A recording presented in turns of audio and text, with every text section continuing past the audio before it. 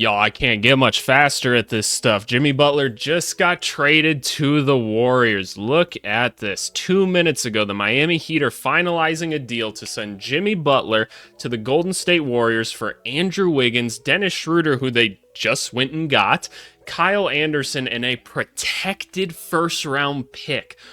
Wow. Wow, wow, wow, wow. Okay, initial reaction.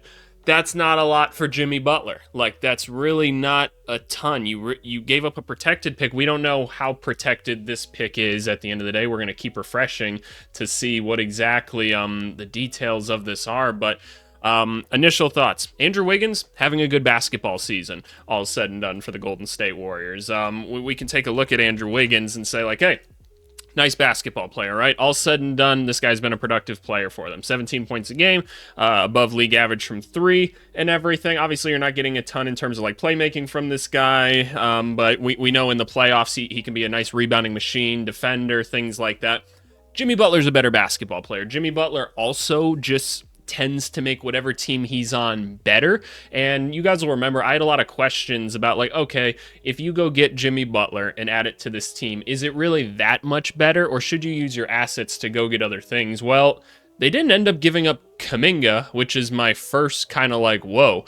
And they really didn't give up anything crazy in terms of draft picks, I'm guessing. So that's pretty all right then. You kind of just upgraded Andrew Wiggins to Jimmy Butler. Dennis Schroeder is like a good basketball player. Dennis Schroeder is a very good NBA player. He has not been very good on the Warriors. And I think a lot of that is the Warriors are not very good at adjusting to different types of players. We've seen that time and time again. They're very, very good at playing with Draymond Green, Klay Thompson, and Steph Curry. You throw other people into the mix, it doesn't work very well. So the question is, how does Jimmy Butler fit into it now, right? I mean, this is the superstar you're kind of looking for. They're on the same kind of timeline and everything. Jimmy Butler was having like a really, really good season until kind of all these like little outbursts and everything, we'll call them. We're not here to discuss what was right and what was wrong with that. But considering you're giving up Wiggins, which you're getting Butler, so it doesn't matter at this point. You're giving up Schroeder, which you only gave up 2 second-round picks to get him, and you weren't able to use him properly anyway, so I guess fuck it, send him somewhere else. I get the feeling he's going to start cooking again for the Miami Heat. And then Kyle Anderson, who you just gave a contract to that he really probably didn't deserve, and you were not using him this year. So this is a great trade for the Warriors, in my opinion. If you're the Miami Heat wanted to stay competitive, right? That was their thing at the end of the day. So let's mock this out in Fanspo really quick. We're going to send him over here. Fanspo, can you just get all these damn ads off my page? So we're sending Andrew Wiggins over there. We're sending Kyle Anderson, Mr. Slow-Mo over there. Who else did they send over? I've already forgotten. And Dennis Schroeder. So we send those guys over. It's going to be some sort of pick along with it. Where were we currently? The Heat weren't in the second apron yet. That's why they're able to do a move like this. The Warriors are going to be taking back more money in this. So why is this failed? Hard capped, financial. Interesting. Am I missing something then with this? Are there more details to this that we're not seeing in some capacity? Potentially, unless somebody's like waiving something in this deal, because obviously it has gone through. So if something else happens, it is what it is, right? But overall, the Warriors are taking on like a little bit more money. Whatever.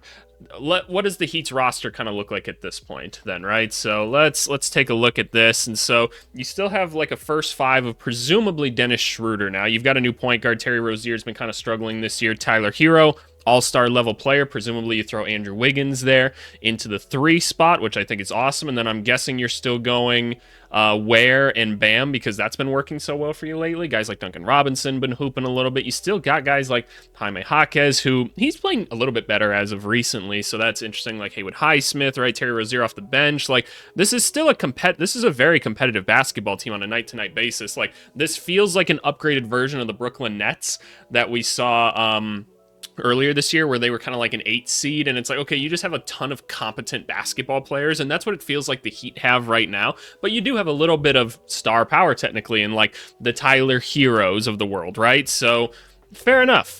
I think this is still a competitive basketball team.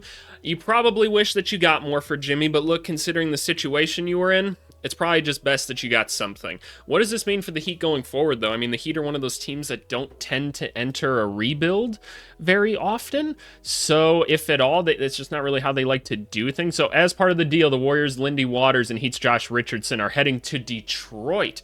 Okay, that makes a little bit more sense. So now if we add in a third team, this is when the rest of the details start to come out. So Josh Richardson, you go over to the Pistons, which, are they going to really use him? Probably not. Lindy Waters, who was fake traded. He was the one that was fake traded, or was it Guy Santos that was like fake traded on NBA Sentinel or whatever? We were talking about on the Discord. If you're not on the Discord, go join. It's about people getting tricked by that thing all the time. It always gets me, like, every time. There was the Kyle Kuzma quote today where he was like, "I'm gonna show the Bucks how to play winning basketball," or whatever. I was like, why did he say? I was like, oh, NBA Sentinel or whatever, Sentinel. So I don't know. I think it's kind of funny. So okay. Now we got something. So we'll see if these guys remain on the roster at all. Maybe Waters will. I'm not sure about Richardson at the end of the day. But okay, so now we've got a functional trade in the works here. Cool. Very, very cool.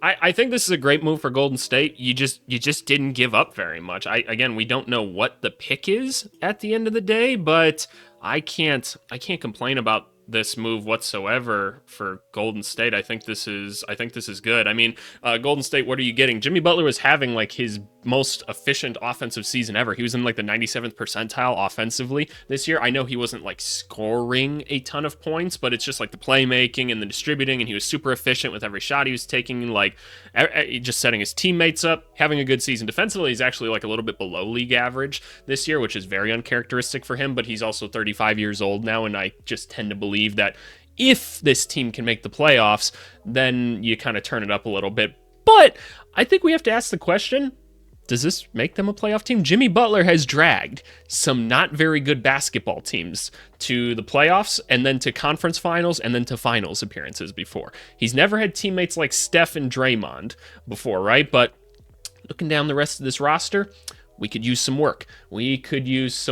So is this team not even in the first apron anymore? Okay, so we're looking for buyout market candidates, something like that, right? Again, if you're the Heat, you're still going to be competitive this season. You did lock up some long-term money in Kyle Anderson. You're probably not thrilled about that, but the Heat are also the kind of team that's going to maximize Kyle Anderson to some extent too. So, is what it is. And Wiggins should be cool in a Heat uniform. And you know what? His money's going to go a lot further in Florida than it is in California. So shout out Andrew Wiggins. He's a winner for that one in that sense. But wow, man, this trade deadline has not disappointed so far. I don't think we're getting a Kevin Durant thing or anything, but we've seen Luka Doncic. That enough was enough for Christmas right there. De'Aaron Fox, Zach LaVine, Jimmy Butler. Are we going to get a Brandon Ingram thing tomorrow or something? Maybe. Is there going to be another star that gets traded? Who knows? Hard to say at the end of the day. But hey, appreciate you guys as always. Go leave me a trade grade down below. Give me those initial thoughts and everything. And will the Warriors make more moves? Because again, this team could use a center. Nikola Vucevic, please take him from me. You can have him. It's fine. Just let us be bad. But anyway, thanks so much, y'all. Talk to you later. Bye.